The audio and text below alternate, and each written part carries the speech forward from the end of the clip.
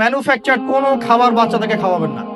Physically ওদেরকে fit রাখার চেষ্টা করবেন। ম্যানুফ্যাকচার খাবার মানে একটু আগে দেখলাম যে বাইরের খাবারগুলো এটা খাচ্ছে, চিপস টিপস ইত্যাদি, এগুলা ওর হজম শক্তি নষ্ট করবে, ফিজিক্যাল স্ট্রেংথ নষ্ট করবে, ওর মেমোরি শার্প হতে দিবে না।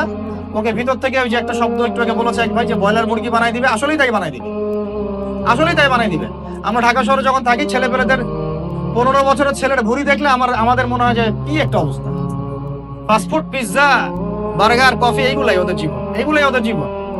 এইরকম হইলে এই ছেলে পেলেগুলো না ফিজিক্যালি স্ট্রং থাকতে পারবে না মেন্টালি। আর মনে রাখবেন, কোরআনে আল্লাহর কিতাবের মধ্যে আল্লাহ পাক নেতৃত্ব দেওয়ার 2টা গুণাবলী বলেছেন। কয়টা বলেন? মাত্র 2টা। নেতৃত্ব দেওয়ার জন্য ওইরকম জায়গায় যেতে হলে 2টা গুণাবলী এনশিওর করতে হয়। একটা হচ্ছে ফিজিক্যাল স্ট্রেংথ, একটা হচ্ছে ইলমের স্ট্রেংথ। বাসতাতাউ ফিল জিসমি ওয়াল ইলম আও বাসতাতাউ ফিল ইলমি ওয়াল জিসম, মানে জ্ঞানে এবং দৈহিক শক্তিতে বলীয়ান হওয়া। ছোটবেলা থেকে খাবারে যদি আপনারা সচেতন না হন, এই বাচ্চারা বড় হয়ে দেখবে যে 15, 20, 30 বছরেই ভেঙে পড়ে গেছে। আমরা এটা চাই না। বিশুদ্ধ খাবার এবং ম্যানুফ্যাকচার খাবার ত্যাগ করা, বাইরের খাবার বন্ধ, এবং যে রুট লেভেল থেকে ভালো খাবার এনে ওদেরকে খাওয়াবেন, পরিষ্কার পরিচ্ছন্নতাকে সর্বোচ্চ গুরুত্ব দিবেন।